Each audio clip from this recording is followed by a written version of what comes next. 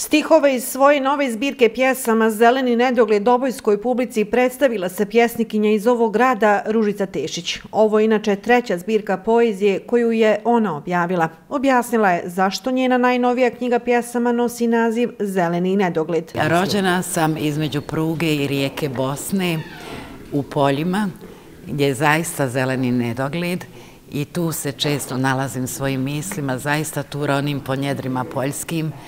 I upravo moja knjiga je dobila naziv Zeleni nedogled po tom mom kraju. Pjesme su jako iskrene, mogu se razumjeti svako ko ih čita.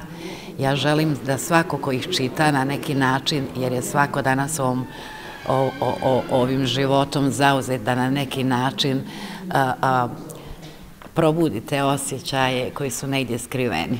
Rođena je na Trebavi u Osječanima i upravo joj je rodni kraj najveća inspiracija. Dok živim uvijek ću da pišem inspiraciju da dobijam tamo, jer tamo zaista ta zrna nalazim i za poetsku građu koje imam jako puno, jer dosta jako imam puno napisanih kratkih priča, imam i jedan roman. Nadam se, pošto sam sad već penzioner 2 dana, da ću imati dosta vremena da ću to da završim. Recenziju za ovu zbirku pjesama napisali su Spasoje Jovanović i Milan Kuzmić. Naziv recenzije Latice od ružice iz zelenog nedogleda. Ljubavna poezija, izuzetno je jakog emocionalnog naboja, stihovi koji vas neće ostaviti ravnodušnim ako čitate. I tako, ružica je u suštini ispojila svoju dušu, unutarnji taj pogled na svijet, prema prijateljima, prema rodbini, prema prirodi.